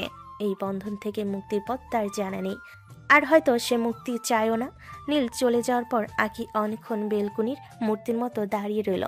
রাতের বাতাসটা এখন আর গায়ে বিচ্ছে না, বরং কেমন একটা আরাম দিচ্ছে। সে একবার নিজের পায়ের দিকে তাকালো। সোনার পায়েলটা চাঁদের আলোয় চিকচিক করছে। একটু আগে নীল এখানে ছিল, তার গায়ে সেই চেনা পারফিউমের ঘ্রাণ এখনো বাতাসে ভাসছে। আখি ধীর পায়ে ঘরে এসে খাটে বসলো। তার মাথায় এখন শুধু নীলের ওই পাগলামিগুলো ঘুরছে। আচ্ছা, এই ছেলেটা আসলে কি? কাল রাতে আমার উপরে এইভাবে জোর খাটালো, আমাকে ব্ল্যাকমেল করলো, আমার জীবনটা তছনছ করে দিল, অথচ আজ কি সুন্দর করে সব ভুলে গিয়ে আমার জন্মদিন পালন করতে আসলো। ও কি সত্যি আমাকে ভালোবাসে, নাকি সবটাই ওর অভিনয়? আখি নিজের মাথার উপর নিজের হাত দিয়ে একটা হালকা টোকা দিল। সে নিজের উপর নিজেরই রেগে যাচ্ছে। কিছুক্ষণ আগে সেই মুহূর্তগুলোর কথা মনে করে তার ঠোঁটের কোণে কেন জানি একটু হাসি ফুটে উঠেছে, আর এটাই তাকে বেশি অপরাধী বোধ করাচ্ছে। ছি আখি, তুই কি পাগল হয়ে গেলি? সামান্য একটা কেক আর একজোড়া পায়েলের বদলে তুই নীলের সব অত্যাচার ভুলে গেলি? ও তোকে ধোকা দিয়ে বিয়ে করেছে, তোর আপুর সংসার ভাঙার হুমকি দিয়েছে, আর তুই এখন এখানে বসে ওর দেওয়া পায়েল দেখে হাসছিস? তুই কি এতই সস্তা? মনটাকে শক্ত কর আখি, ও একটা শয়তান। শয়তানরা মাঝে মধ্যে ভালো মানুষের মুখোশ পরে আসে। আখি খুব চেষ্টা করছে নীলের প্রতি ঘৃণা ফিরিয়ে আনতে, কিন্তু তার অবাধ্য মন বারবারই সেই দৃশ্যগুলো চোখের সামনে নিয়ে আসছে, যেখানে নীল খুব নরমভাবে তাকে ভালোবাসার কথা বলেছিল। নীল যখন তার পায়ে পায়েল পরিয়ে দিচ্ছিল, সেই সময় নীলের চোখে কোনো শয়তানি ছিল না, ছিল শুধু একরাশ মায়া। আখি বিছানায় শুয়ে এপাশ ওপাশ করতে লাগলো। তার কানের বারবার নীলের সেই কথাগুলো বাজছে। ও কেন বলল যে আমি ওর ভালোবাসা বুঝি না? ভালোবাসা কি এইভাবে জোর করে আদায় করতে হয়? কিন্তু ও যেভাবে আমাকে কোলে তুলে নিল, যেভাবে কেক খাইয়ে দিল, কোনো সাধারণ অপরাধী তো এমনটা করতে পারে না। ও কি সত্যিই চায় আমি ওকে ভালোবাসি? কিন্তু সমাজ, রীতা আপু যখন জানবে তার নিজের আদরের বোন তার জায়ের আসনে বসতে যাচ্ছে, তখন সে কি সহ্য করতে পারবে? আকাশ ভাইয়া তো নীলকে অনেক বিশ্বাস করে। এই বিশ্বাস ভাঙলে কি এই পরিবারটা টিকে থাকবে? আখির মনে হচ্ছে তার মাথার ভেতর কেউ হাতুড়ি দিয়ে পিটাচ্ছে। একদিকে নীলের জন্য জন্মানো এক অদ্ভুত টান, আর অন্যদিকে সমাজ আর পরিবারের ভয়। সে নিজের পায়ের পায়েলটা খুলে রাখতে গিয়েও পারল না। পায়েলের ঘুঙ্গুরের টুংটাং শব্দটা তার কাছে এখন কোনো গানের সুরের মতো লাগছে। আখি বালিশে মুখ গুজে নিজের সাথে যুদ্ধ করতে লাগলো। না, আমি ওর জালে পা দেব না। ও আমাকে দুর্বল করার জন্য এইসব করছে। নীল চৌধুরী অনেক ধূর্ত। ও জানে মেয়েদের মন কিভাবে গলাতে হয়, কিন্তু আমি গলবো না। কাল সকালে আমি এই পায়েল খুলে ড্রয়ারে লুকিয়ে রাখবো। কেউ যেন বুঝতে না পারে ও এখানে ছিল। কিন্তু মনটা কেন এত অবুঝ হচ্ছে? কেন বারবার মনে হচ্ছে নীল যদি সত্যি সত্যি ভালো হতো, তবে আমাদের জীবনটা কত সুন্দর হতে পারতো। আখি বুঝতে পারছে না সে এক ভয়ঙ্কর গোলকধাঁধায় ফেসে গেছে। নীলের অত্যাচার তাকে যতটা কাঁদিয়েছে, নীলের এই এক রাতের ভালোবাসা তাকে তার চেয়েও বেশি ভাবিয়ে তুলছে। সে ঘৃণা আর ভালোবাসার এক মাঝখানে দাঁড়িয়ে আছে, যেখানে কোনো দিকে সে শান্তিতে যেতে পারছে না। রাত গড়িয়ে ভোর হতে চলো, কিন্তু আখির চোখের পাতা এক হলো না। নীলের সেই মায়াবী চেহারাটা তার বন্ধ চোখের পাতায় বারবার ভেসে উঠতে লাগলো। ভালোবাসা হোক আর অবসেশন, নীল আমায় আজ সত্যি বড় একটা দ্বন্দ্বে ফেলে দিল। তোমাকে ঘৃণা করাটা এখন আমার জন্য সবচেয়ে কঠিন কাজ হয়ে দাঁড়িয়েছে। সকালের রোদে আখির ঘুম ভাঙলো ঠিকই, কিন্তু চোখের পাতা খুলতেই কাল রাতের সেই মোমবাতি আর পায়েলের দৃশ্যটা মনের পর্দায় ভেসে উঠল। আখি আয়নার সামনে দাঁড়িয়ে নিজের চেহারা দেখল। গত কয়েকদিনে তার জীবনটা যেন একটা রোলার কোস্টার রাইডে হয়ে গেছে। সে খুব শব্দপনে পায়েলজোড়া খুলে ডয়ের একদম কোণায় লুকিয়ে রাখলো। ঠিক সেই সময় নিচে পরিচিত একটা গলার স্বর শুনে আখির বুকে ধরফরানি বেড়ে গেল। এটা তো নীলের গলা, ও আবার এখানে কেন? আরে নীল যে, এসো এসো বাবা, ভেতরে এসো। তুমি সকালে হঠাৎ? খালু, আসলে কাল রাত থেকে আমার এক মুহূর্তের জন্য ঘুম আসেনি। সারাক্ষণ অপরাধবোধ হচ্ছিল যে আমার কারণে আখির আজ এই অবস্থা। অ্যাক্সিডেন্টটা আমার জন্য হয়েছে, তাই ভাবলাম সকালে একবার ওকে দেখে যাই। ও কি ঘুম থেকে উঠেছে? কি যে বলো না নীল, তুমি ছিলে বলেই তো আমার মেয়েটা বেঁচে ফিরেছে। তুমি তো ওর জন্য অনেক করেছো। তুমি সোফায় বসো বাবা, আমি আখিকে ডেকে দিচ্ছি। আখি সিঁড়ির কোণায় দাঁড়িয়ে সব শুনছিল। নীলের এই ডাবল গেম দেখে তার মেজাজ গরম হয়ে গেল। একটু আগে যে ছেলেটা বেলকুনি দিয়ে চোরের মতো ঢুকে তাকে হেনস্থা করলো, এখন সেই কিনা সবার সামনে ইনোসেন্ট সেজে বসে আছে। আখি খুব ধীর পায় সিঁড়ি দিয়ে নামতে লাগলো। সে নিজেকে খুব শক্ত রাখার চেষ্টা করছে, কিন্তু যখন সে ড্রয়িং রুমে পা রাখলো, দেখলো নীল খুব আয়েশ করে সোফায় বসে আছে। ওহ আখি, তুমি উঠে গেছো। শরীর কেমন লাগছে এখন? কাল রাতের পর তো খুব ক্লান্ত থাকার কথা, মানে অ্যাক্সিডেন্টের ধাক্কাটা তো কম ছিল না। নীল যখন কথাগুলো বলছিল তখন তার মুখে একটা দুষ্টু হাসি ভরা। আখির বাবা মা যখন একটু অন্যদিকে তাকালো, নীল সেই সুযোগে আখির দিকে তাকে একটা বাঁকা চোখ টিপ মারল। শুধু তাই নয়, সবার আড়ালে হাত দিয়ে একটা ফ্লাইং কিস ছুড়ে দিল আখির দিকে। আখি তো ভয় আর অপমানে নীল হয়ে গেল। তার মনে হচ্ছিল এখনই মাটি ফাঁক হয়ে গেলে সে ভেতরে ঢুকে পড়তো। এই ছেলেটা কি কোনো কিছুতেই ভয় পায় না? আমি ভালো আছি, আপনার এখানে আসার দরকার ছিল না। আমি তো বলেছি আমি এখন সুস্থ। আখি, ওভাবে কথা বলছিস কেন নীলের সাথে? তাছাড়া ও তো তোকে দেখতে এসেছে কত দূর থেকে। নীল, তুমি ওর কথায় কিছু মনে করো না বাবা, ও আসলে শকের মধ্যে আছে তো। না না খালু, আমি একদম কিছু মনে করিনি। আখি আসলে আমাকে একটু অন্য চোখে দেখে তো, তাই হয়তো ওর রাগটা আমার উপরেই পড়ছে। আচ্ছা আখি, আমার না খুব তৃষ্ণা পেয়েছে, একটু পানি খাওয়াতে পারবে? ওরে বাবা, আমি এনে দিচ্ছি পানি। আখির এখন নড়াচড়া করা ঠিক হবে না। না না খালাম্মা, আপনি কেন কষ্ট করবেন? আখি অসুস্থ হলেও তো ঘরের ভেতরে একটু হাঁটাহাঁটি করা দরকার। ডাক্তারের পরামর্শ অনুযায়ী ও নিয়ে আসুক, আর ও যদি একা না পারে তবে আমি গিয়ে নিয়ে আসছি। আমি পারবো, আমাকে কারো সাহায্য করতে হবে না। আপনি বসুন, আমি পানি নিয়ে আসছি। আখি গজগজ করতে করতে কিচেনের দিকে চলে গেল। তার পেছনে নীলও খুব দৃঢ় পায়ে এগিয়ে আসতে লাগলো। সে ড্রয়িং রুম পার হওয়ার সময় আখির বাবা মাকে এমনভাবে একটা হাসি দিল যে তারা ভাবলো নীল হয়তো আখিকে একটু আগলে রাখতে কিচেনের দিকে যাচ্ছে। কিচেনে ঢোকার সাথে সাথে আখি পানি গ্লাস ভরতে লাগলো। হঠাৎ সে অনুভব করলো পেছনের দিক থেকে দুটো শক্ত হাত তাকে জড়িয়ে ধরেছে। নীল ছাড়ো, কেউ দেখে ফেলবে। তোমার কি একদম ভয় ডর নেই? বাবা আর মা বাইরেই বসে আছে। চুপ থাকো আখি, কেউ আসবে না। তোমার বাবা মা আসছে। আমি তোমার শরীর খারাপ দেখে তোমাকে সাহায্য করতে এসেছি, কিন্তু তারা কি জানে আমি আমার তৃষ্ণা মেটাতে এসেছি? নীল এক ঝটকায় আখিকে ঘুরিয়ে কিচেনের দেওয়ালের সাথে চেপে ধরল। আখি দুই হাত নীলের বুকের ওপর দিয়ে তাকে সরানোর চেষ্টা করছে, কিন্তু নীল একদম অটল। সে আখির খুব কাছে ঝুঁকে এলো।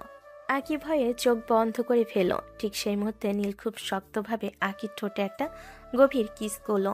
আখি যেন পাথরের মতো জমে গেল, তার হাতগুলো শিথিল হয়ে এলো। বাহ, সকালের নাস্তাটা বেশ ভালোই হলো। আর তৃষ্ণা এখন একদম মিটে গেছে, পানির আর দরকার নেই। তুমি একটা আস্ত জানোয়ার নীল। তুমি আমার বাড়ির কিচেনে দাঁড়িয়ে আমার সাথে এই নোংরামি করার সাহস পেলে কি করে? যদি এখন কেউ ভেতরে আসতো? কেউ আসতো না আখি, আমি সব দেখে শুনেই এসেছি। আর যদি আসতো তবে আমি বলে দিতাম আমরা স্বামী স্ত্রী। তোমার কি মনে নেই আমাদের বিয়ে হয়ে গেছে? বিয়ের পর কি স্বামী তার বউকে আদর করতে পারে না? বিয়ে? যে বিয়ে আমি মানি না সেটা কোনো বিয়েই না। তুমি চক্রান্ত করে সই নিয়েছো। আমি এই সম্পর্ক কোনোদিন স্বীকার করব না। স্বীকার না করলেও চলবে জানো। কাল রাতের সেই দৃশ্যগুলো আর আমাদের বাসর রাতের ভিডিও তো মিথ্যে নয়, তাই না? ওগুলো ফাঁস হলে কার সম্মান যাবে সেটা তুমি ভালো করেই জানো। আমি আসছি আখি, তোমার সাথে আবার দেখা হবে, তবে তখন জায়গাটা অন্য কোথাও হবে।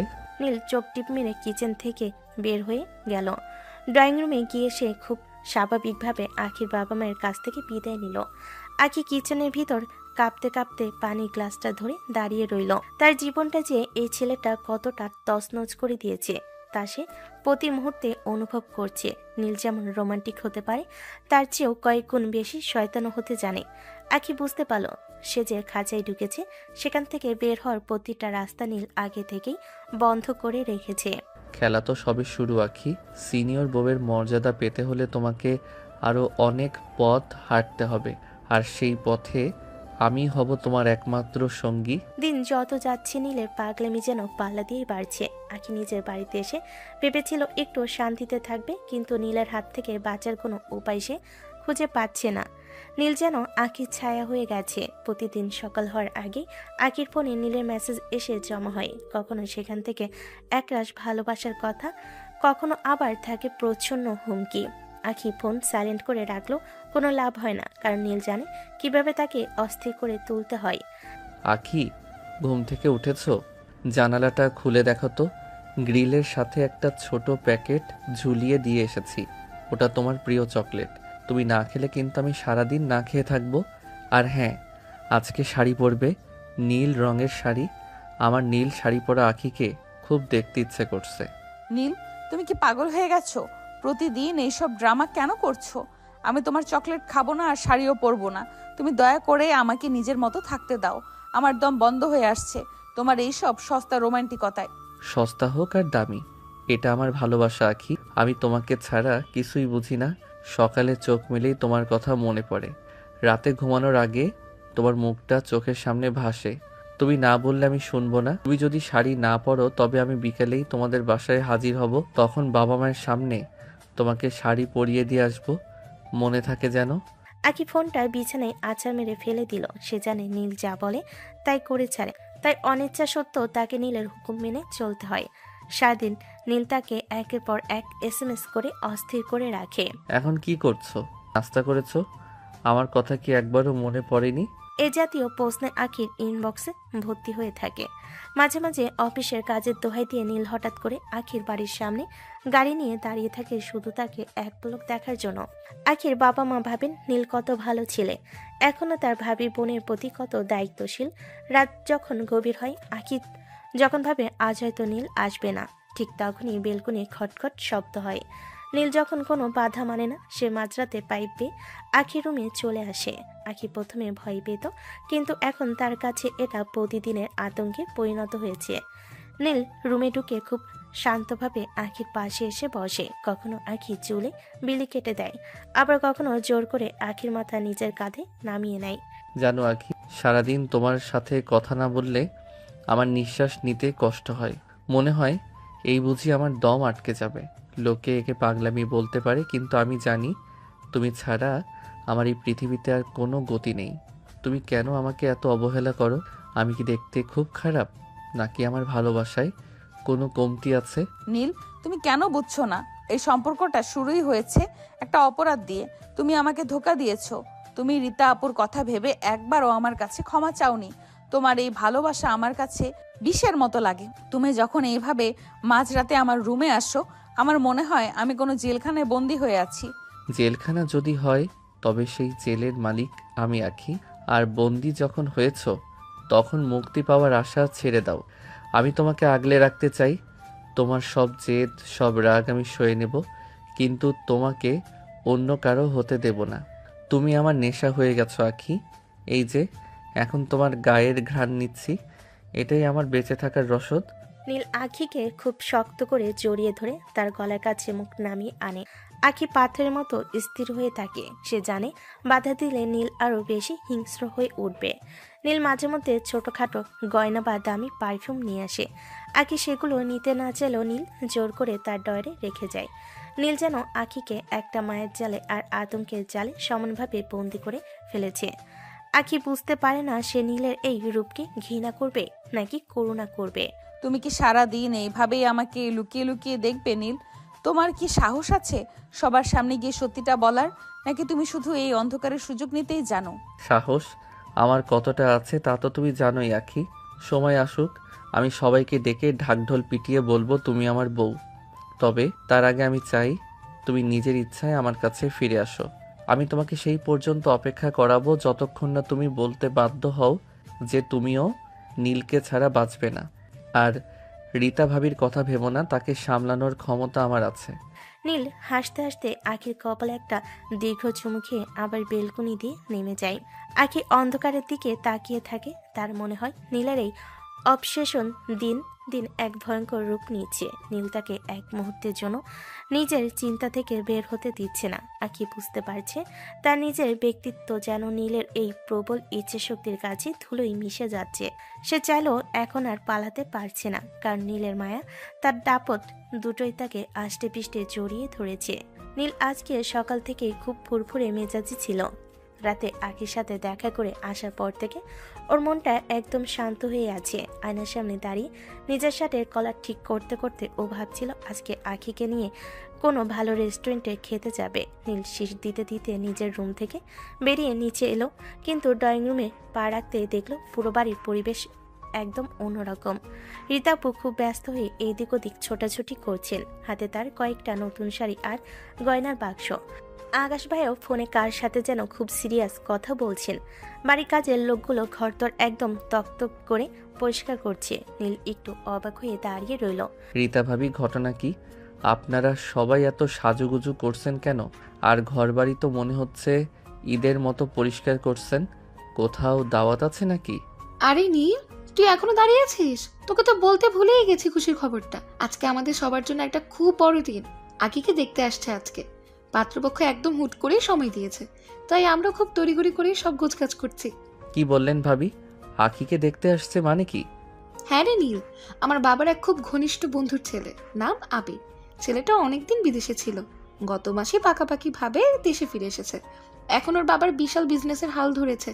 যেমন সুন্দর দেখতে তেমনই বংশমর্যাদা। আমার তো অনেকদিন ধরেই এমন একটা পাত্র খুঁজছিলাম। আজকে ওরা আখিকে আংটি পরাতে পারে, আর সবকিছু একদম ঠিকঠাক থাকলে আজকেই কাবিন করে রেখে যাওয়ার কথা আছে। আকাশও খুব খুশি। রীতাপুর কথাগুলো নীলের কানে বিষের মতো লাগছে। তার মনে হলো কেউ যেন হুট করে তার পায়ের তলা থেকে মাটি সরিয়ে নিয়েছে। মাথার ভেতর একটা তীব্র ঝনঝনের শব্দ হতে শুরু করলো। নীল শক্ত হয়ে দাঁড়িয়ে রইল। তার চোখের সামনে সবকিছু আবছা হয়ে আসছে। ও নিজের সই করা কাবিননামা পকেটে থাকা সত্ত্বেও ও নিজের বাড়ির মানুষ ওর আকিকে অন্য কারোর হাতে তুলে দেওয়ার প্রয়োজন বোধ করছে, এটাও ভাবতেও পারছে না। ভাবি আপনারা কি পাগল হয়ে গেছেন?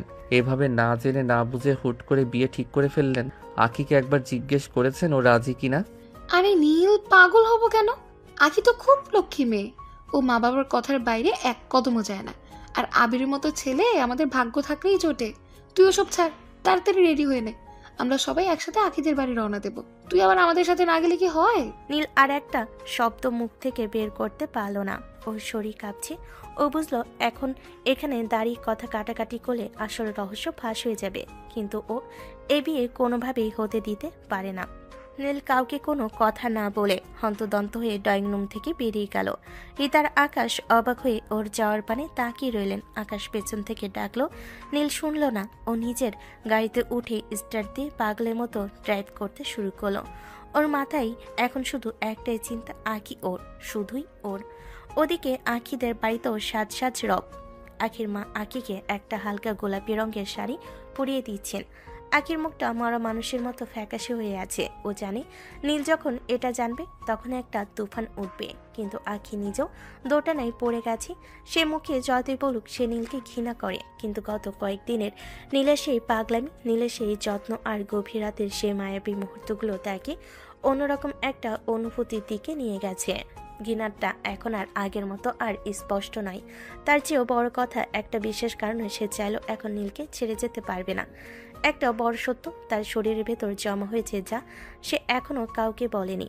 নীল, তুমি কোথায়? তুমি কি জানো বাবা আজ আমার বিয়ে দিয়ে দিচ্ছে? আমি কি করব এখন? আমি কি সবাইকে আমাদের বিয়ের কথা বলে দেব? কিন্তু বললে তো আপুর সংসার ভেঙে যাবে। খোদা, আমি এখন কোন দিকে যাব? ঠিক সেই মুহূর্তে বাড়ির নিচে বিকট একটা গাড়ির ব্রেক করার শব্দ শোনা গেল। কয়েক সেকেন্ড পরেই নিচ থেকে নীলের আগে কণ্ঠস্বর ভেসে এলো। নীল চিৎকার করে আখির নাম ধরে ডাকছে। আখি চমকে জানালার পাশে গিয়ে দাঁড়ালো। দেখলো নীল পাগলের মতো গেট দিয়ে ভেতরে ঢোকার চেষ্টা করছে। আখির বাবা নীলকে আটকানোর চেষ্টা করছেন, কিন্তু নীল কাউকে মানছে না। আখি, আখি কোথায় তুমি? নিচে নেমে এসো, আমি বলছি। খালু, আপনি সরে দাঁড়ান। আপনারা আমার আখিকে অন্য কারো হাতে তুলে দেওয়ার নাটক করছেন। কার এত সাহস যে আমার বউকে আংটি পরাবে? নীল, তুমি এসব কি পাগলামি করছো? ছি ছি, লোকে শুনলে কি বলবে? তুমি আমাদের বাড়ির ছেলের মতো।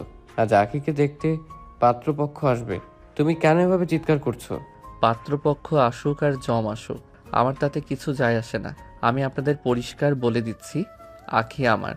আপনারা যার সাথে ওর বিয়ের কথা ভাবছেন তাকে বলে দিন যেন বাড়ির সীমানায় পা না দেয়, নইলে আজ এখানে রক্তারক্তি হয়ে যাবে। নীলের গলার আওয়াজ শুনে আঁকি কাঁপতে কাঁপতে নিচে নেমে এলো। ড্রয়িং রুমে এসে দেখলো নীল রোষে ফুঁসছে। ওর চোখগুলো লাল হয়ে গেছে। আখিকে দেখে নীল ঝড়ের বেগে ওর সামনে গিয়ে দাঁড়ালো। নীল আর আখির বাবা মার সামনে দাঁড়িয়ে এখন এক চরম উত্তেজনাপূর্ণ পরিস্থিতির সৃষ্টি হয়েছে।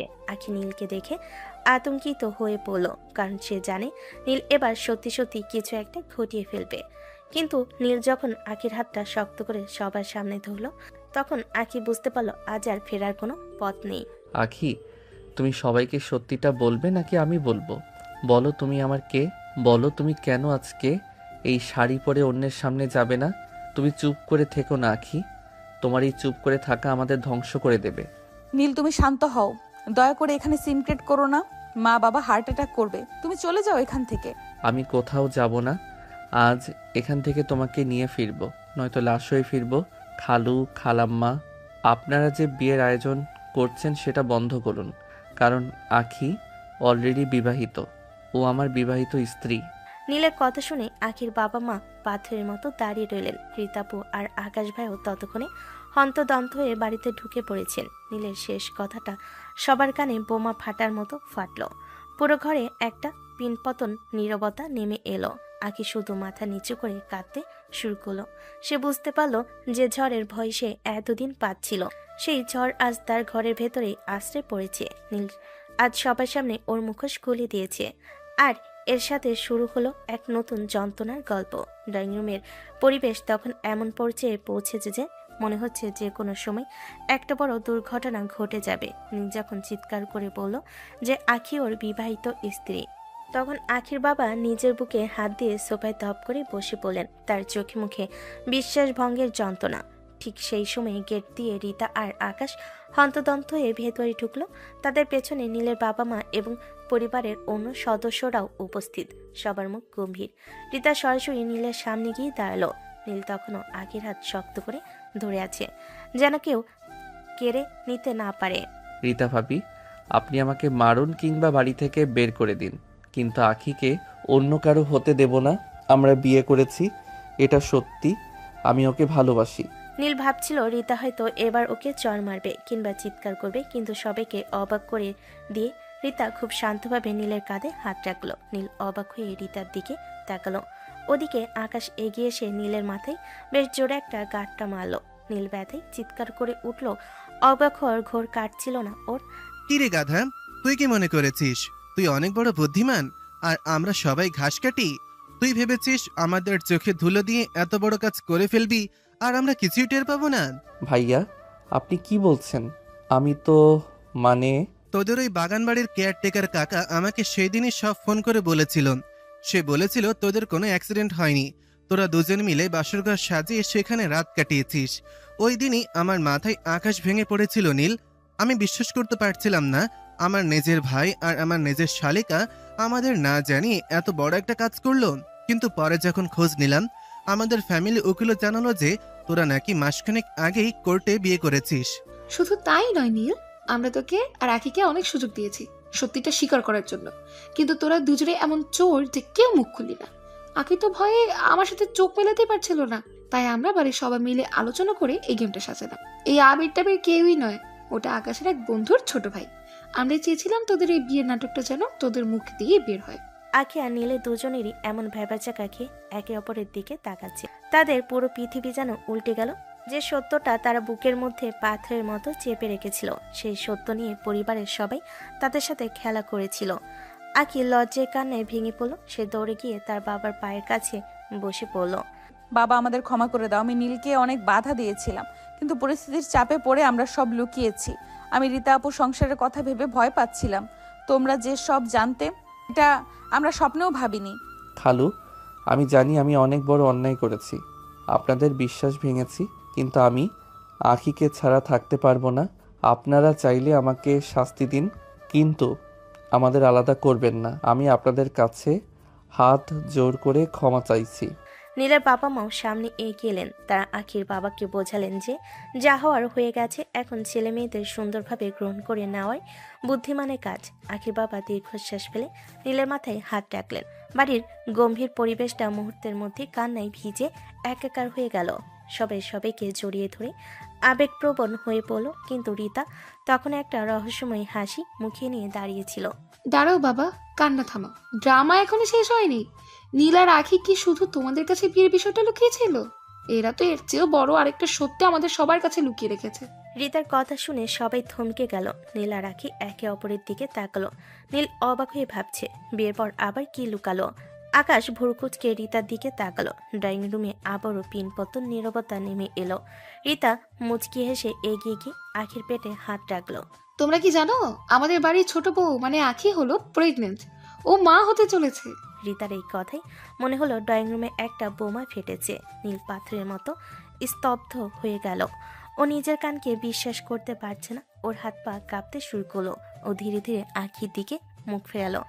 ওর চোখে রাজ্যের বিস্ময় আর প্রশ্ন। আখি তখন লজ্জায় আর ভয়ে মাথা নিচু করে ফুপিয়ে কাঁদছে। নীল চোখের ইশারায় আখিকে জিজ্ঞেস করলো, ঘটনা সত্য নাকি? আখি চোখের পানি মুছতে মুছতে ধীরে গতিতে মাথা ঝাঁকিয়ে সম্মতি জানালো। আখি, তুমি সত্যি বলছো? আমাদের সন্তান আসছে? নীল আর এক মুহূর্ত দেরি করলো না। সে সবার সামনে নিজেই বাবা মা শ্বশুর শাশুড়ি সামনে হামাও করে কেঁদে উঠল। সে পাগলের মতো আখিকে জড়িয়ে ধরে তার গলার ভাঁজে মুখ গুজে বাচ্চাদের মতো কাঁদতে লাগলো। নীলের এই রূপ দেখে সবাই একদম থমকে গেল। যে নীল একগুই জেদি আর সবসময় দাপট নিয়ে চলে, সেই ছেলেটা আজ নিজের অনাগত সন্তানের কথা শুনে এভাবে ভেঙে পড়বে কেউ কল্পনাও করতে পারেনি। সরি আখি, আমাকে মাফ করে দাও। আমি তোমাকে কত কষ্ট দিয়েছি, কত ভয় দেখিয়েছি।